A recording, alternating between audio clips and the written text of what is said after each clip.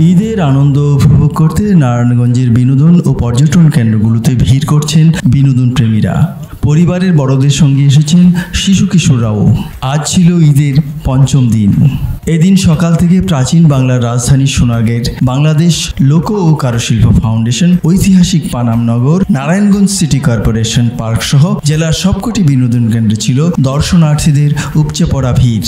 এ সময় বিনোদন ও পর্যটন কেন্দ্রগুলোতে ঘুরে প্রিয়জনের সঙ্গে ঈদের আনন্দ ভাগ করে নিতে দেখা গেছে অনেককেই। নারায়ণগঞ্জ ছাড়াও দূর দূরান্ত থেকে বিনোদন প্রেমীরা ছুটে আসছেন এসব বিনোদন কেন্দ্রে। সোনারগাঁ জাদুঘরের প্রাকৃতিক সৌন্দর্য, বড় সর্দার বাড়ি এবং পানাম সিটির নির্মাণশৈলী ও বিভিন্ন কারুকাজ দেখে মুগ্ধ দর্শনার্থীরা।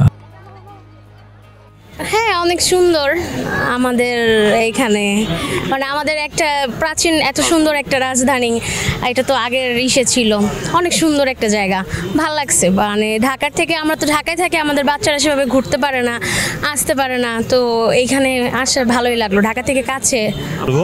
আর নারায়ণগঞ্জের এই স্থাপনা আমরা বিদেশি পর্যটক থেকে শুরু করে সারা বাংলাদেশের ভ্রমণ পিপাসু মানুষ এখানে চলে আসেন নিয়মিত।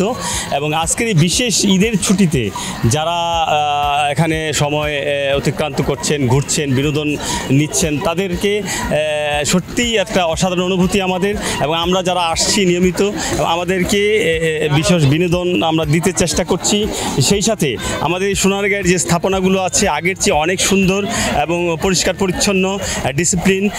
সেই সাথে আমি যা দেখেছি এখানে স্থাপনাগুলোকে তারা ঘষে মেজে অনেক সুন্দর এবং সুন্দর একটা পরিবেশ তৈরি করেছেন। এই সোনারগাঁ জাদুঘর আসলেই শুধু বাংলাদেশ এবং নারায়ণগঞ্জের স্থাপনা নয়, এটা হচ্ছে সারা বিশ্বের প্রত্নতাত্ত্বিক যারা নাকি বিশেষ করে এই বিষয় নিয়ে যারা রিসার্চ করেন, যারা এই বিষয় নিয়ে যারা গবেষণা করেন, তাদের জন্য এই স্থাপনাটি খুবই গুরুত্ব বহন করে।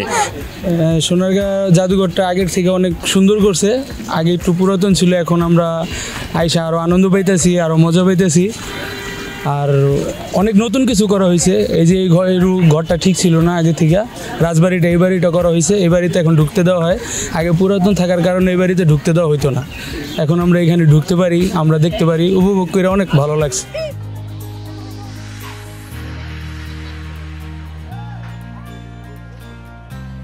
তবে অন্যান্য বারের তুলনায় এবার অধিক সংখ্যক দর্শনার্থীর আগমন ঘটেছে বলে জানান সোনারগাঁ জাদুঘর কর্তৃপক্ষ।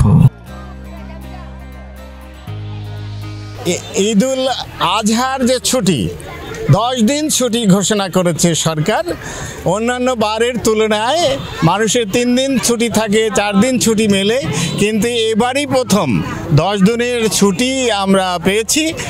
আমরা জাদুঘর কর্তৃপক্ষর একটি সভা করে যাতে মানুষের এই উৎসাহ উদ্দীপনা বা তাদের আকাঙ্ক্ষা নিবৃত্ত করার জন্যে এই পুরো ছুটিটাকে আমরা দর্শনার্থীর জন্য উন্মুক্ত রেখেছি।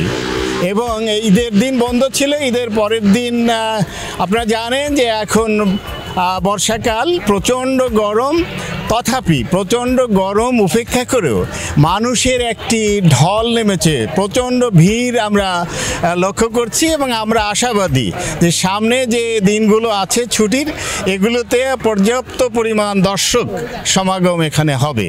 এবং আমরা দর্শকদের নিরাপত্তায় এখানে একটি ট্যুরিস্ট পুলিশের জোন আছে এবং সোনারগাঁ থানা কর্তৃপক্ষ, উপজেলা প্রশাসন এবং নারায়ণগঞ্জ জেলা প্রশাসন আন্তরিকতার সাথে দেখভালের বিষয়টি নিয়েছে গুরুত্ব সহকারে। এবং আমাদের জাদুঘরের পক্ষ থেকেও সেইটি গুরুত্ব সহকারে নেওয়া হয়েছে বলে খুবই আশাবাদী যে সামনের দিনগুলোতে দর্শনার্থীর সংখ্যা আরও বৃদ্ধি পাবে। সপ্তাহ জুড়েই থাকবে বিনোদন কেন্দ্রগুলোতে দর্শনার্থীর ভিড়, এমন প্রত্যাশা সংশ্লিষ্টদের। Ataur Rahman, news flash ৭১, Narayanganj.